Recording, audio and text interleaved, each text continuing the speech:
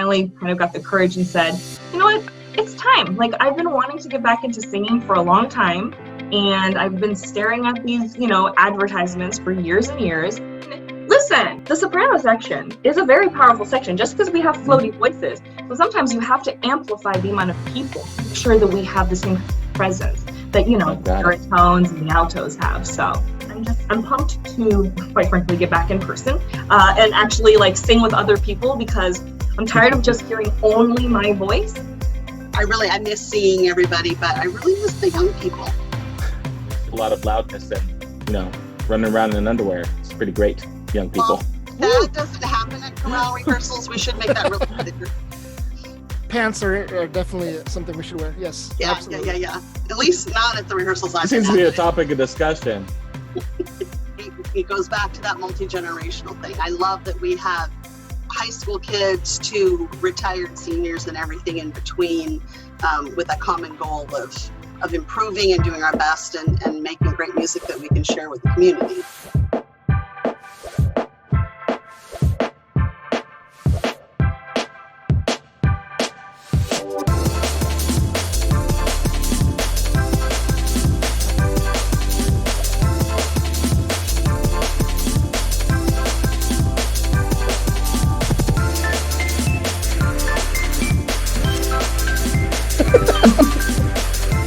Can you hear me now? Yes.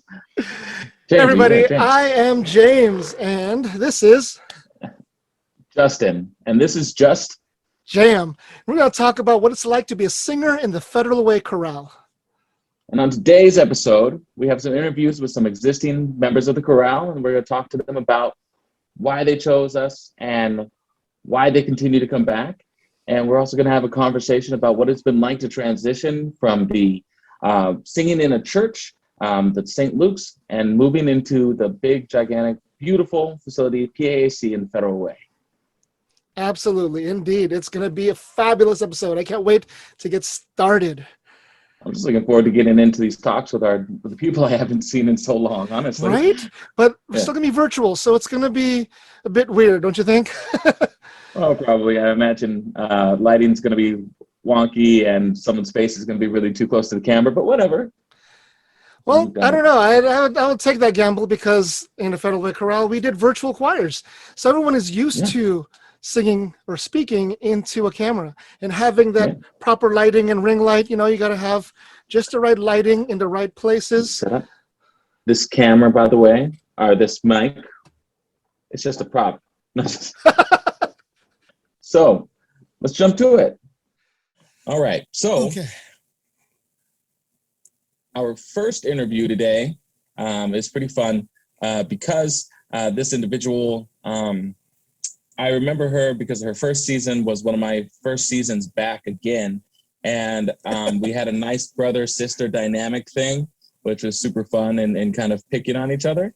But what do you know about this person, James? She's kind of bossy. No. Oh. I guess we actually find out here that she is kind of the bossy at this point. Right? That's her name. Her last name is Bosse. Yeah. It's a kind of a thing. And because that is, in fact, her last name. It is. So our interview Bosse. next is Ann Bosse. So is she on the line? Not sure. Hold on. She's in the waiting room. Ann, you there? Can you hear me? Can you hear me now? How about now? Oh, I think I got her. Yes. Oh, yeah. I mean, I'm just kind of curious. So, Ann, I believe like you started during one of my hiatuses. So how long actually have you been in the chorale at this point? Just to mess things up a little bit. How have I been? Yeah, how long have I been in the chorale? It's 2.5 years. Wonderful. And Justin, not sure if you knew, Ann Bosse is our new vice president. Oh, what? Hey, yeah. I mean, taking on the leadership role. You know, just what can I say? 2.5 years, 1 year, which, you know, was spent virtually, and I just, with a name, like with a last name like Bosse, it happens, you know, you just get fast tracked. 100%. Yeah. I mean, you know from James that he just went full throttle all the way in when he started. As one would only have assumed. Yeah. You just decided, I'm just gonna go ahead and be on the board and be in the corral at the same time. Don't even care. Yeah, I mean, new energy, and you need that. So obviously, yeah. What brought you? What brought you into the corral in the first place? 2 years ago. Yeah.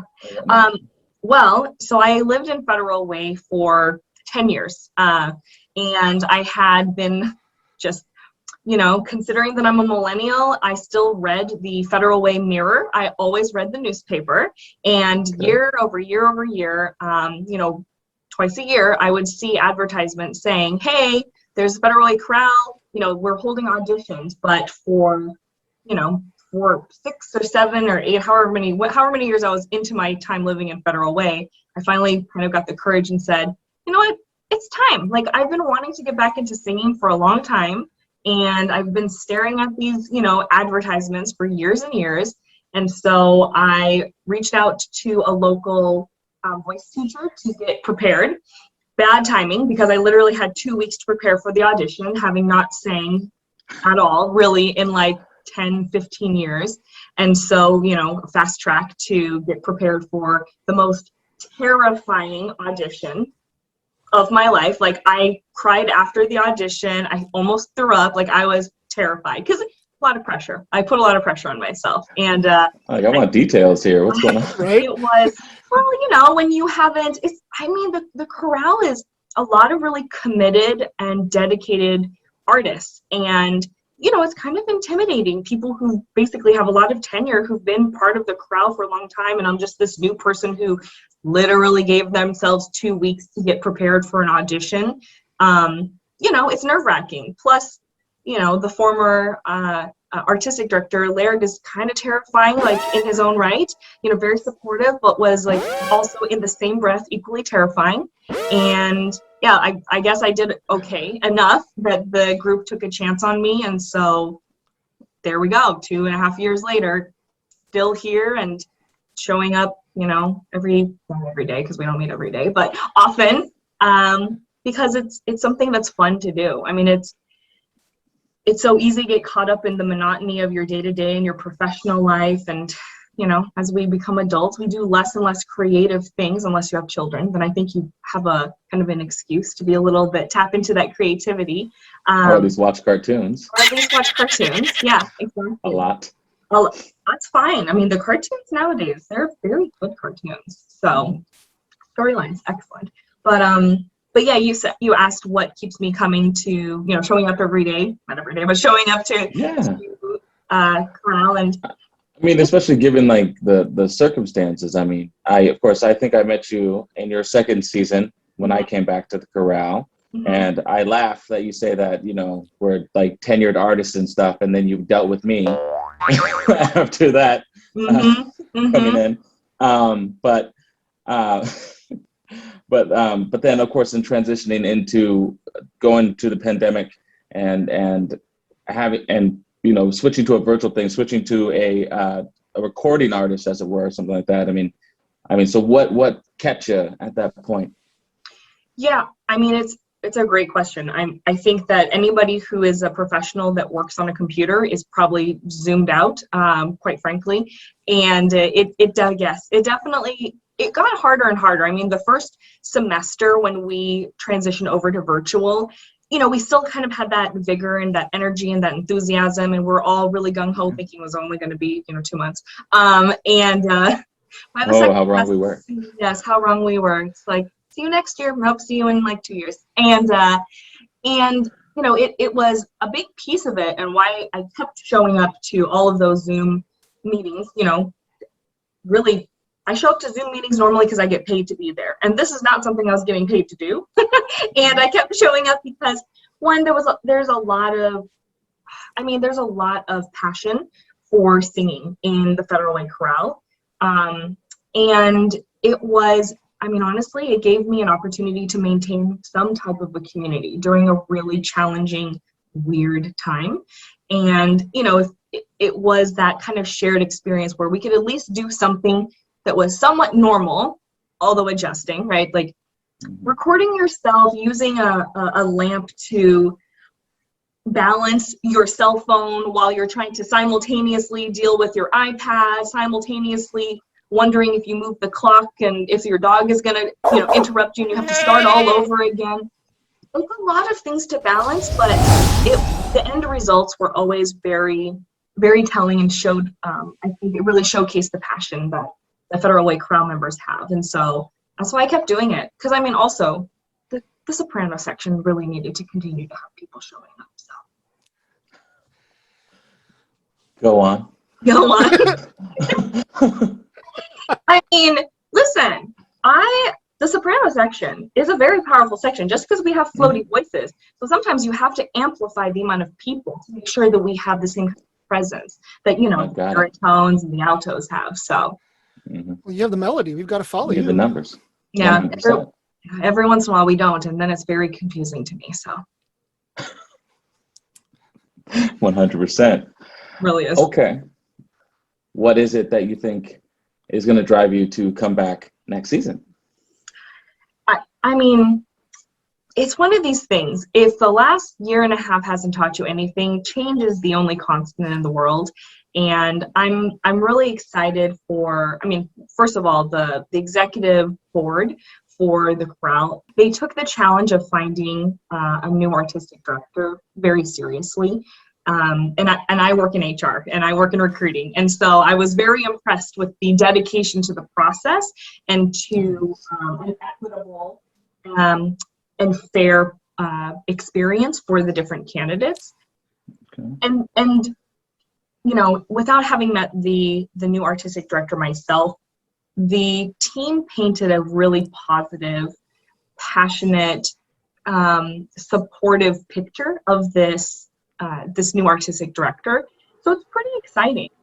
For me, only having been part of the Federal Way Chorale for 2.5 years, obviously I know the chorale the way I think it's been for 10 plus years, but I haven't had that much time necessarily in the chorale to say this is the way we do things, right? So I'm not really kind of molded into this is who we are. And I mean, 2021. It's important to bring fresh people in. Yeah, 2021. New perspective. New perspective, new way of doing things, maybe reach a new audience. We've all been challenged to do new things and try new things out.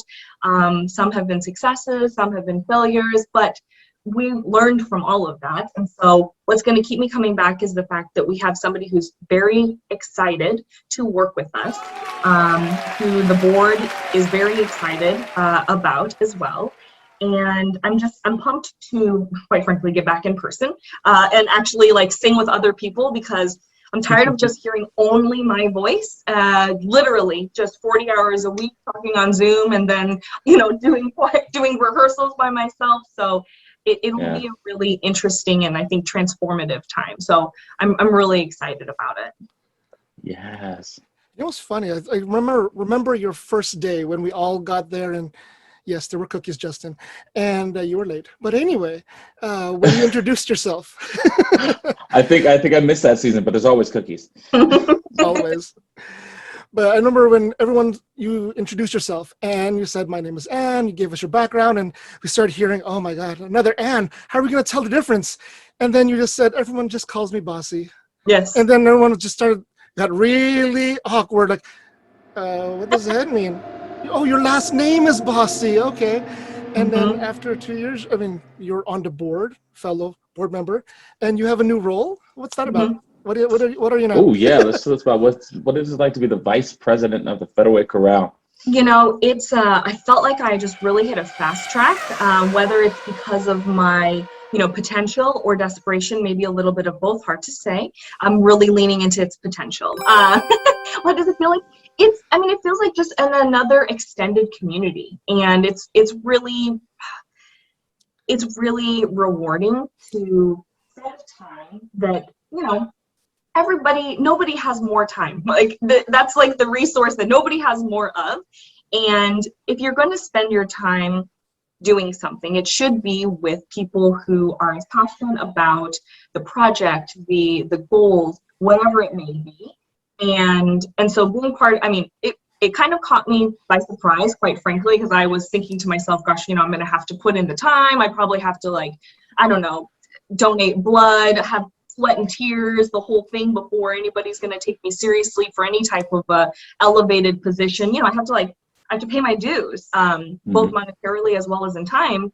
And so, you know, when I was approached, I was surprised and I was honored that the board saw some type of potential in me to, you know, to come in and I mean, I'm assuming part of it is to add a different viewpoint and add some energy because I'm kind of spicy. So maybe that's what it was. So.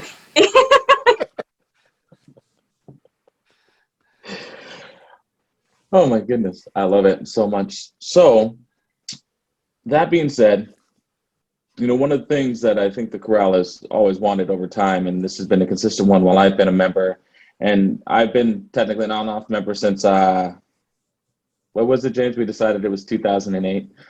Yes, it was. Around the same time for you and I? Yes, absolutely. Yeah, something like that. Was to be a premier choir within the Washington State, you know, to be even the premier choir. So in your position, and what are your thoughts on where you want to see the Federal Chorale moving forward? That's a great question. And I think that it's a heavy question that's really, it's a heavy question. And it's a question that honestly, I think is not just, I mean, I have ideas and I have some opinions, but you know, being in this type of a role and being part of the executive, you know, leadership team, I mean, me as an individual matters, but me as a collective group matters more. And realistically, we're here to support the chorale members. So my first question coming in is, you know, what does it mean to the Federal Way chorale member, to the average Federal Way chorale member, every single person? What does it mean to them? We're probably going to have a lot of different answers, but there's probably going to be some pretty big themes that come out. And so I would think, I mean, realistically, I would go by first asking the question is, what does that mean to everybody? Because it could mean something different to every person. And ultimately, what does it mean to our new artistic director as well? It's that kind of the balance of those two. And so I don't necessarily know what that answer is because it's not just me that could answer the question. It's really everybody. That's true. That's actually a good answer. Definitely an awesome answer. One more thing to wrap it up. What do you love about singing in choir the most? The thing I love most about singing in a choir is, gosh, it's the blending of voices. I think it's such a symbol for the beauty that can when people come together for a common cause. Even if that's just getting it together for one song.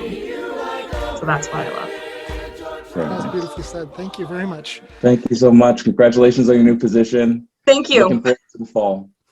Me too. See you next time. All right. Bye, guys. All right. See you. Bye. So the next person we're going to interview, I have known for a really long time, not only as a member of the chorale. She was, you know, the costume designer for the Thomas Jefferson Musical Theater with my father. And of course, her father, Hart, was a huge inspiration to me and a huge positive motivator for me to, you know, pursue music in a more professional light. Because Hart actually, when he was on the board with me, he was the reason that I actually amped up my marketing level and just brought it up, because he was all about, we got to get t-shirts, logos, you got to plaster us all over town. And I'm like, yeah, okay, let's do it. Me assemble a street team, let's get some stickers. But I was like, yeah, he would just basically just very encouraging. I mean, he had that, how can you not? Everything that came out of his mouth was just genuine wisdom. It's just, it's like your dad. It's like everything he said was just so down to earth, and it connects with everything. It's 100. And I think, of course, he also passed that on to this, you know, these other two, by the way. I mean, because we're getting to work with Linda and then getting to work with Katie as well in the chorale and seeing them. And yes, 100%. Well, it's crazy with Katie, because there was, I forgot which concert it was, but she actually choreographed the dance routine for that was going on with the whole concert for the chorale when she was still in high school. I think it was. So I was like, goodness. So when she actually joined, I'm like, wait, Katie, I know that name. I know who she is. And then I started going through all the old videos. I'm like, that's her right there. I see it in her photo. And I'm like, that's just so awesome how things come full circle. 100%. And then, so also Katie was the reason why I have any remote dancing ability. So I did a production of White Christmas, and I had to learn how to tap dance, and I had to find someone who was willing to teach me. And she took me over there and she taught me how to dance, or at least, taught me how to tap dance and helped me work through all the routines. Like any movement skills that I have are because of Katie Brown. So all the Browns, all of them have so much energy. It's so awesome. Oh, yeah. It's great. And this another side note about Linda is just the whole, for years, she's been doing the costumes for TJ, and they have been amazing. And oftentimes with such a limited shoestring budget, because it's, High School Musical Theater, and the things that she created were amazing. Like, I can't even tell you. It was always fun to see those shows and what she came up with. Like, yeah. Indeed. So she also costumed me for the retirement thing, the Laird's Legacy concert.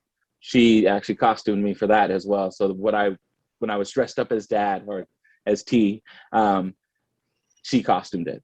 Ooh, this thing's going crazy today. It is so awesome that we get to talk with someone with a multi-generational relationship with the Federal Way Chorale. From father to daughter to daughter. Man, I can't wait. I can't wait for it. This is going to be fun. We are extremely excited to talk to Linda. So what do you say? Let's bring her on. Absolutely. Yeah. Linda, you there? Linda? Hello? Is she there? I don't know. Wait, let me try this. Okay. Hi, Linda. How's it going? Yeah. I'm good. How are you? Woo! Welcome to the show. I love so good to have you today. Episode. I totally enjoyed watching it. Good. Awesome. Well, since we have a small time crunch here, so it honestly looks like there's 3 generations of your family who've been in the chorale. And something I'd just want to know personally, and everyone else would like to know, is why did you choose the Federal Way Chorale? Out of all the ones out there, why did you choose us? Well, a lot of it boiled down to Laird, which I'll probably call him T as I move on, because that's just how we know him. But, I got involved with TJ Musical Theater through my kids. I think right about the time he started directing. I don't know what year he started, but, a few years after we started with the theater, my parents moved up here from California, and my dad had been involved in community choirs and church choirs and barbershop quartets and everything for many years. And so we saw an opportunity to be able to sing together, which we had never done. Yes. And of course, here's T going, your voice would be better if you were singing with me on Monday nights. So we decided to join together, and it was just great to sing with Dad, and we did that for a few seasons until I went back to work full time, and I had to take something off my plate. I told T, you can have me in chorale, or you can have me making costumes, and so I stuck with costumes. So then we took, and Dad continued, for a few years. You both know, you sang with him and got involved with the board and stuff until it just became too much for him as he got older. So then fast forward a few years, T's still bugging me to come back to chorale. Now my daughter's, gone through the high school theater thing, and now she's working in the theater. And we're working together with him when he announces that he's retiring from Thomas Jefferson. And that was when we were like, well, we can't not have T in our lives. Maybe we could go sing in the chorale together. So now, with the other end of it, having the really cool opportunity to sing with my daughter in the chorale. And so that's when we decided to come back to it when he retired. So a lot of it was about T. Nice. Did all that make sense? Wow. Made perfect sense. It's a lot of reasons. Did you know a lot of my musical theater stuff? Right. A lot of my musical theater stuff is actually because of Heart. Yeah. So when I joined the chorale and I started, I sang with your dad, and he was always so great, so positive with me and everything like that. And he really encouraged me to do more of this type of thing. So he was one of the reasons why I stepped out and went into musical theater. I was like, what, 27? So I yeah, actually didn't know that, but yeah, Dad can be really encouraging in that way. it was amazing. I love that guy. Yeah, I he miss loves Hart. you I miss too, Hart. Justin. So our second question is, especially with all the changes going through the pandemic, what is it now that keeps you with the chorale? When we first announced we were going to do the virtual Bridge Over Troubled Water, I was like panicked. I'm like, I can't do that. I can't record myself. But it was a really cool process, and to be able to put out that product that could kind of live forever and touch people, not just the one concert, was a really neat experience. And so I, did stay with it through the following year. And as we move into next year, my plan is to continue to sing. But I see it's two different reasons, right? During the pandemic, I think that we just needed light in our world, right? We needed something to just enjoy. 100%. And so I was really excited to be able to be a part of that. The singing live part, it goes back to family, quite honestly.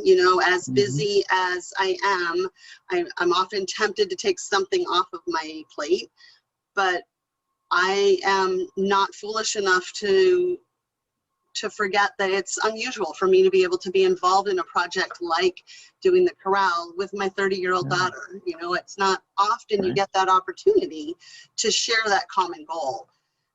Not just with the chorale in general, great people making great music, but within my own family. So that really is a really key factor for me. So one thing I wondered, what out of the rehearsals do you miss? Being in person, what do you miss? Being in person? I mean, it's just great seeing everybody. One of the things, having gone so many years working with the theater kids, I love watching the young people come in, having grown up through the theater and the choirs in high school, and then continuing their passion for music in the community chorales. And it's always been exciting for me to see the different young people come in and come through and stick with it and continue to pursue their passions for music. And I miss seeing everybody, but I really miss the young people. Isn't that weird? It's weird. So much energy. So much energy. Yeah. I got 3 very young people at the house right now, and there's a lot of loudness and, running around in underwear. Pretty great young people. Well, that doesn't happen at chorale rehearsals. We should make that really bigger. Pants are definitely something we should wear. Yes. Yeah, absolutely. yeah. At least not at the rehearsals. It seems to be a topic of discussion. I don't know. We'll see how that goes, because it's going to be an adjustment for everybody. That's right. Yeah, because you're right. On Zoom, pants are optional. Indeed. Also, generally paying attention or anything. Correct. Right. Not playing on the phone while we're pretending to watch. Yeah. It'll be harder to get away with that kind of stuff. It'll be harder to pass notes and direct message different people and say, hey. Yeah. Right? Exactly. Yeah. But it's like I said, that's what makes being a nuisance in rehearsal so much fun, is the fact that you can get in trouble. You're very good at that, Justin. We'll see if you continue to get away with it. Yeah, it's going to be real interesting. Leah, I've done it in other choirs and with, in shows, so I hope that it'll all work out. Well, you do have a certain amount of charm that people let you get away with things, so not just your dad.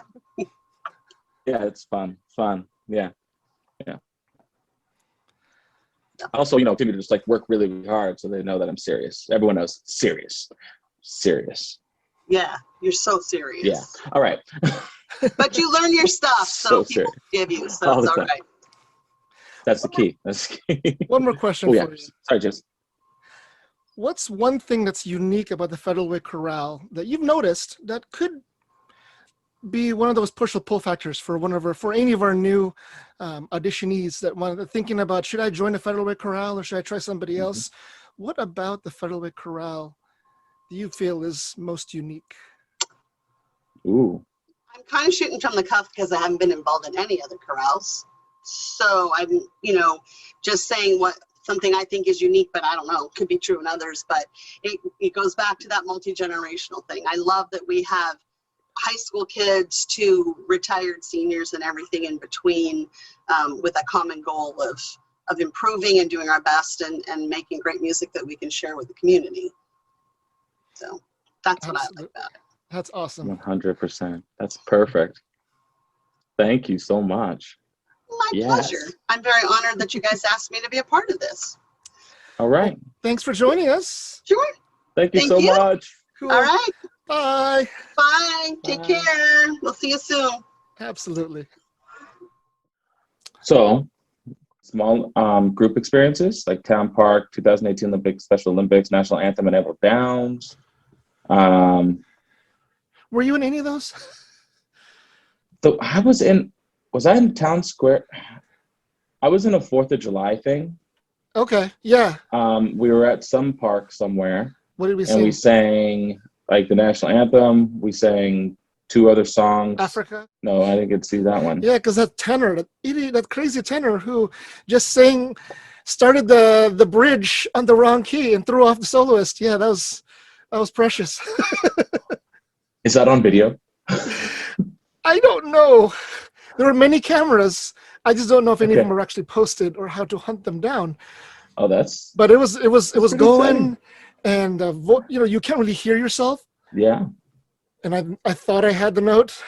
I mean, that tenor guy thought he had the note, and it was too high. It was too high. It was too high. But everyone had that confused look of like, what's going on? I'm like, I'm just going to keep singing. Got to own it. Let's do it. Let's go through it. Let's go. We're the Federal Chorale. we are the Federal Chorale. So great. I miss those small groups. But what's awesome is the fact that we're now in the PAEC. Because before we were at, which church was that? St. Luke's Lutheran Church? Yeah. Yes. I mean, we were there for so long, but yeah, time flies, and now we're in the PAEC, and then we had the pandemic. So it's just trying to remember the nostalgia or the memories of our last location. But since the topic's out there, what's different? We're still singing in the same place, right? We're still on stage-ish. Well, when we get back, to be honest. Well, I mean, so there was a nice intimacy that existed at the St. Luke's Church, and I had a certain love for that place. The Christmas concert, we used to sing Carol of the Bells when we entered. Remember that? Yes, and we used to come down, the walkways, and everybody coming in onto the stage, and just as like a performer and stuff like that, I tend to enjoy, for both good or bad, making eye contact with people in the audience. And so it's really nice. I always like to go down the aisleway and be able to sing directly at someone or something as we're doing that. So that was always really, really fun. And then again, that's where you and I did, especially like we did the Les Mis concert, which was tons of fun. Yes, absolutely. Right? So there's so many like great memories there as far as like my beginnings in Federal Chorale and the things we got to do in that particular space. You made an awesome Javert, I tell you that. And you were nice, Marius. Oh, thank you. Yeah. I was just hanging out in that empty chair. Yeah, it was really good though. I think we have a recording.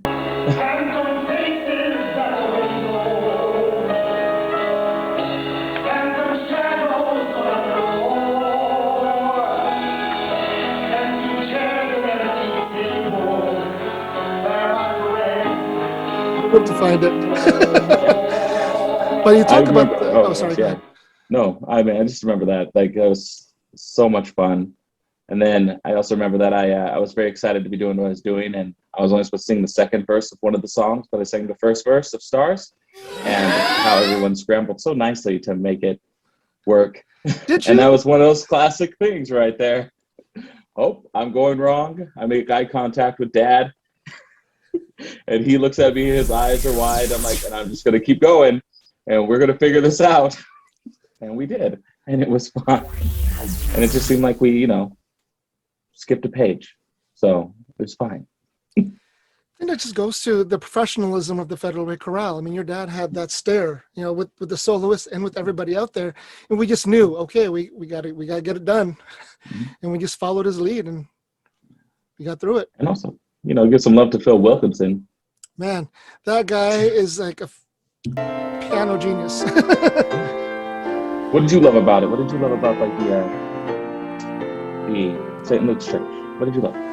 I honestly do love the intimacy of it. I mean, we didn't necessarily have a green room, but we had a room that we all could be in, and we had our warm-ups, and male dressing room, female dressing room, or excuse me, conference room, conference room. But when we came together, we had the piano, and it was just like being in a rehearsal space. It didn't make it feel like we were on stage at this big event. It was just something for our friends and family. And it made it very personal. And it was nice just to be there. And we had our fun, especially during Christmas, when we had White Christmas at the end there, and we just did our thing. That was cool. Let's not forget White Christmas. Like when we first added the kicks in, that was good stuff. That was good stuff. And then we had to keep that first year. So it was you and me, but it was it Adam? Was Adam there that first time? It was such a long time ago. I think maybe Justin, but no, not you're Justin. Adam. Might have been Adam. Who was it? I can't remember. But that was a thing. We kept that up for a long time. Even when I left for a little while and I was doing other things, like I believe you guys still kept it up. Well, I kicked it up with the Cat in the Hat Christmas hat, and then you came in with your Seahawks hat, and we just so great times. Oh my goodness. So then we switched, right? We switched. The PAEC went into play, and what was your first impression? What did you think? Tell me all about that. There really weren't that many words. It was just a lot of wow. Yeah, we're here now. We made it. Especially with that vision of the chorale of being the premier. I should know this. I'm on the board. Premier singing group in the Pacific Northwest. Let's put it that way.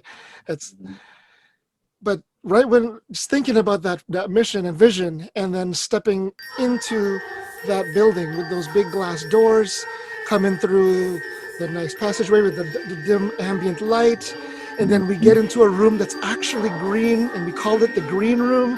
Had mirrors and everything, had little booths you can put your water bottle and everything. It felt like I was back in musical theater times. And the lights were hot when you were out there. They were hot on the stage. Obnoxiously hot. It's nicely warm. But they let you know that everyone can see everything. Yeah, and it's one of those nice things that you feel. Once you feel that heat, you've got to give it. You got to give it your all, and everyone's going to be hanging on every single drip of sweat from your face and every single wink and everything else, which was nice. It was just an opening feeling, like you're on stage. And now, and this, I mean, but that was a big thing that especially the Federal Chorale was a part of, like really trying to make that happen. And I think, do you have any insight to what that was? Do you remember like the process, how much the Federal Chorale advocated what we were promoting, how we tried to get that PAC built in Federal Way? Well, just for Federal Way to have a PAEC, a Performing Arts and Events Center, took several years. And I know that there were symphony had a large voice, the chorale had a large voice in it. All of the large groups had a voice into all those meetings that went through year after year, just trying to get the budget passed and everything going. Oh, and I remember, and we went and sang at like town hall during some meetings and stuff to promote the arts. And we were there with a bunch of other groups and other performing artists, and not just choral singers or anything like that in Federal Way, but to petition this, like this is something that would be valued. And that's what I thought was most exciting about that whole thing, that I saw and recognized all the work that was going on, and then it really actually happened. Everything that, you know, Federal Crowd was working on, trying to make happen, like it really happened. And that place is beautiful. I mean, it's beautiful. And it's been empty. That meeting, that town hall meeting, when the whole crowd even came in, we sang right before they voted. Yeah. Just to let them know what we're going to be bringing to the table, what the arts is going to be bringing to the table, and that's why we needed it. And soon after, it got passed, and the PAEC was erected, and it was boom, it was there. Yeah. So it was a long time waiting. So I'm glad that we have it. Yeah, I can't wait to see how it grows and how we hopefully grow with it. It's a lovely space. Perfect. So, side note, do we have any idea when the winter concert might be at this point? And I'm actually asking because, oh yeah, go ahead, tell me then. Oh, it's like Christmas concert scheduled for 12/18. Nice. All right. Yeah. Saturday. The last weekend before Christmas. Hey, mark your calendars now, everybody, because it gets busy around Christmas time. I'm talking to all of you. December 18th. You know. So, thank you for joining us today. And until next time, this is James. And Justin. And this is just Jam. Talk soon. Indeed.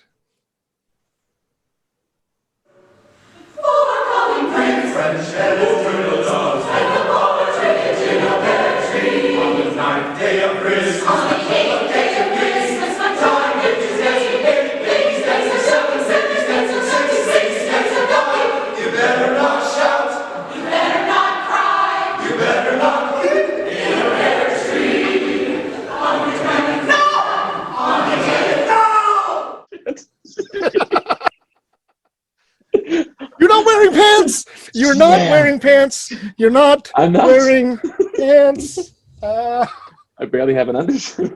All right.